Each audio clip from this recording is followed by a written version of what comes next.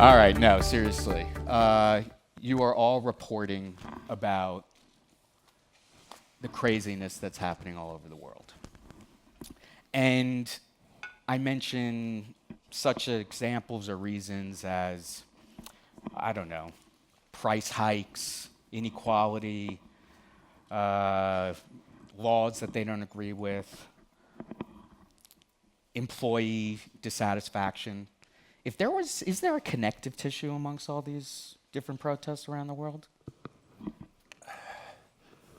So I think there's two answers to that. Okay.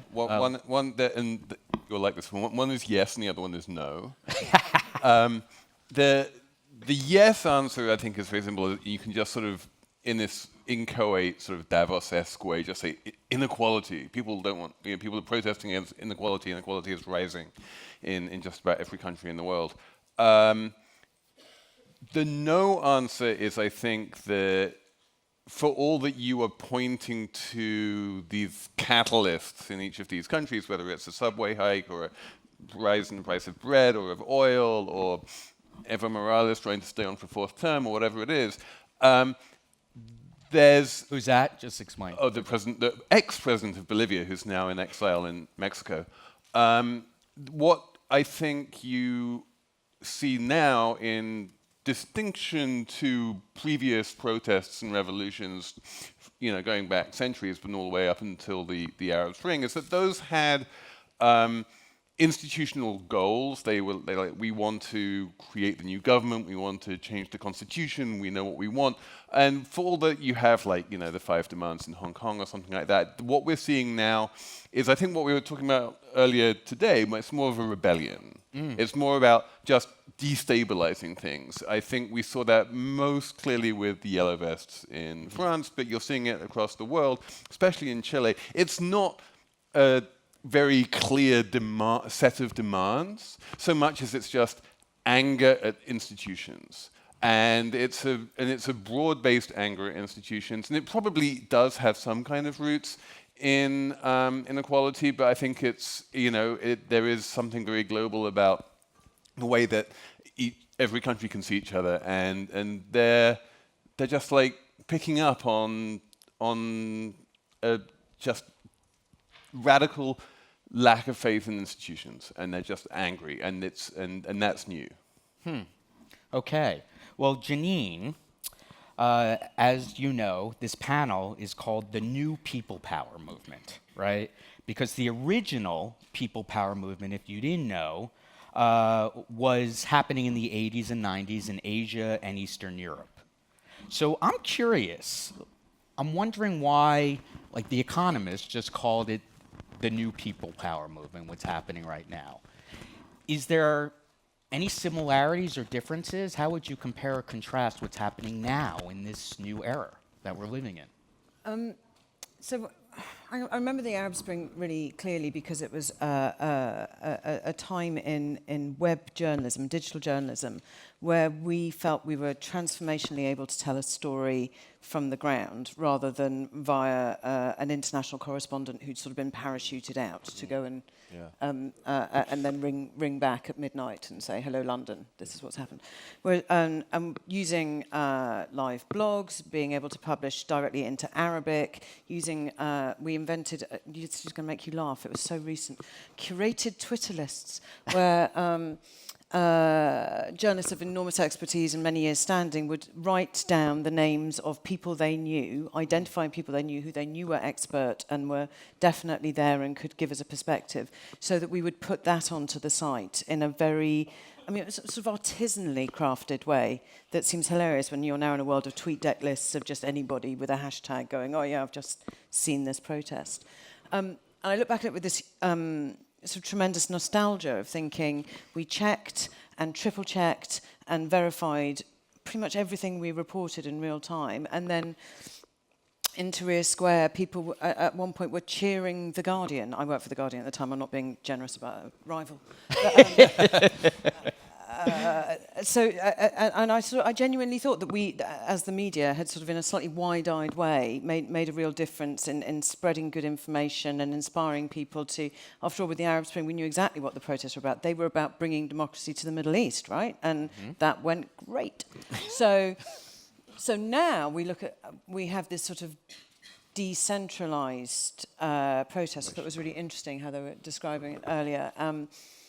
And what we also have is an explosion in technology and massively diffused impact of the media, which I think have sort of come together to cause absolute chaos, which is partly why it feels like rebellion. In institutions, that includes the media.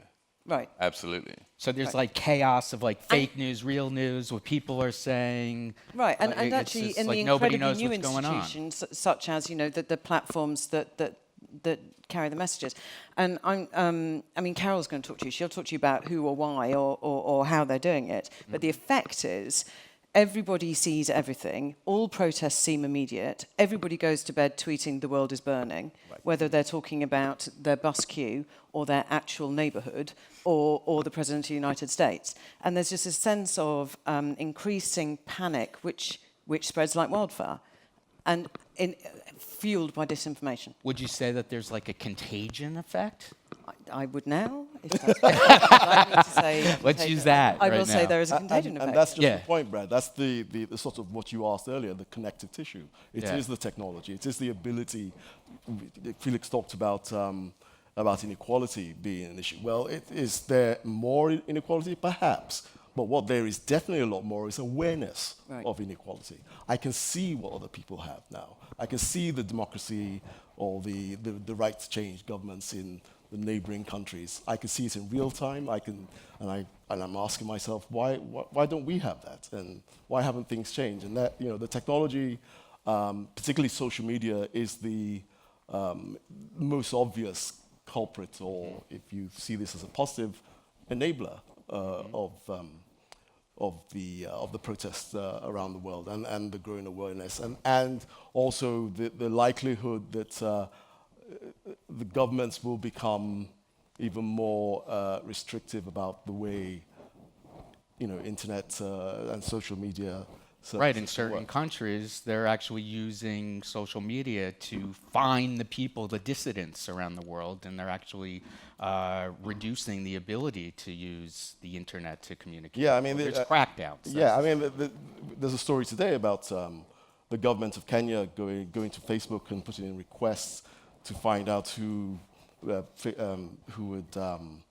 protested or organized during the last elections. And this is going to be an increase in.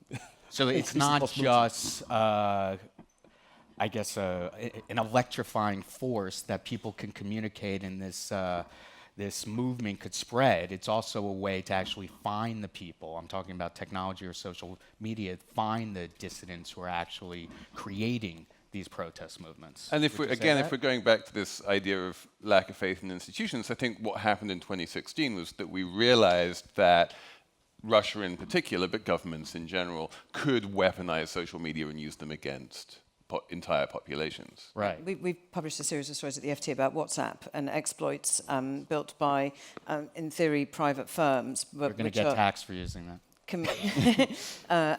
Commissioned effectively by governments in order to survey, track, monitor, and then otherwise discover and suppress activists. This is not a theory. This is a thing that has been happening and happens constantly. Okay, let's Yinka. We could have a whole panel on why this is so, but Africa, especially sub-Saharan Africa, is underrepresented in the mainstream press. So you being the editor of Quartz Africa, can you illuminate some of the things that we should know about? Specifically in terms of process, right? Yeah, of course. I mean, I think what's interesting, some of the things we've talked about already, is just the number of countries where, when you looked at your global map earlier, and I kept thinking, where's this other country and that country? Because they're just over the last couple of years, you see these protests popping up again over the usual things. It's the price of bread in in Sudan, which is really a subsidy for wheat, which was also another subsidy for fuel, also in Sudan, which were both taken away after the IMF suggested they do this. this then trickled into a wider movement. Same thing in Ethiopia. You mentioned there's a kind of irony about Ethiopia, which is because it's more about them getting more democracy. So for a long time, it's had a very centralized government, which kept a tight control on everything, and now Abiy comes in, loosens control a bit, and then people go, well, how come I can't control my state's government? And different ethnic groups start, having a go at each other, and eventually that leads into wider protests. The government only knows one way to react to these things: people get killed. So these are serious problems. So you see it also in Guinea. This year, the government wants to stay. The president wants to stay beyond his 2 terms. He wants to break the constitution. Yes, he wants to change the constitution. Well, this has happened in several other countries already, Rwanda being one example.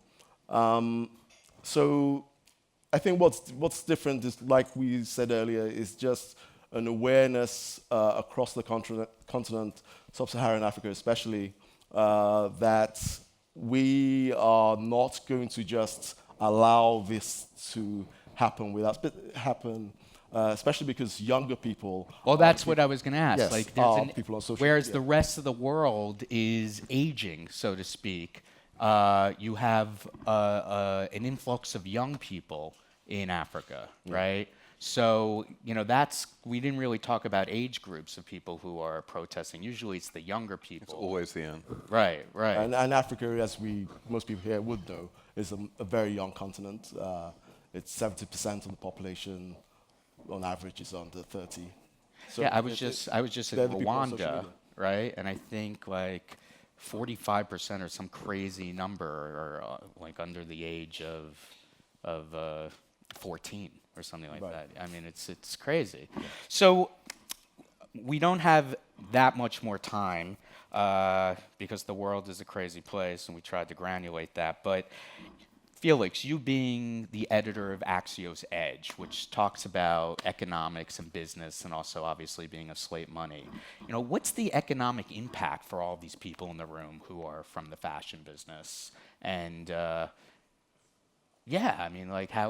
should we respond to this? If you have an opinion on that, as a journalist. I'm famous for having very few opinions, but the good news is not huge. Obviously, there's an immediate impact in Hong Kong right now. Imran was talking about, it's not easy to walk into, Shanghai Tang in Hong Kong and buy yourself a pair of trousers. But beyond that very, localized and immediate thing, what we have seen for decades now is that these protests get huge amounts of headlines.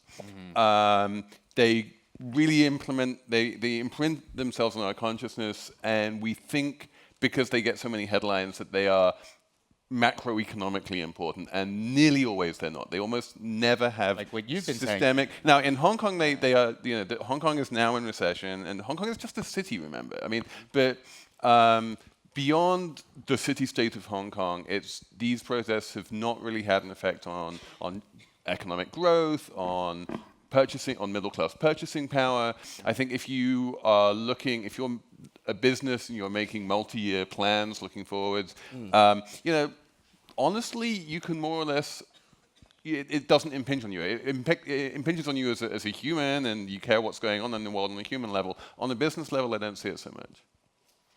Anybody else have an opinion? I don't know. I'd like to think that every single protest everywhere around the world will change the world, and in the way that the people who hopefully and earnestly take to the streets to express their frustration and inequality or genuine fear of imminent death can actually affect change.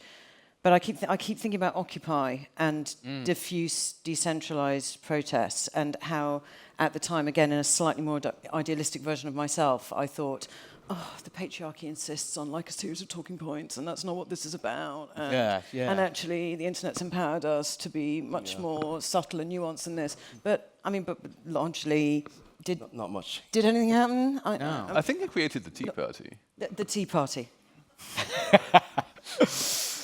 There you That's go. optimistic.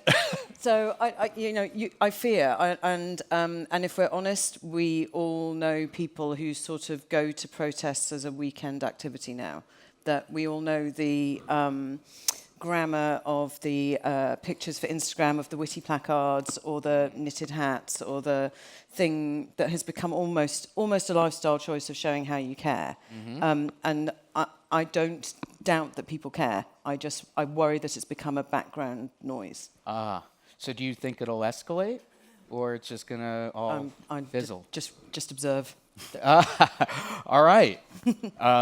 Thank you. Thanks for illuminating like what this really means, and we'll see what happens. Okay.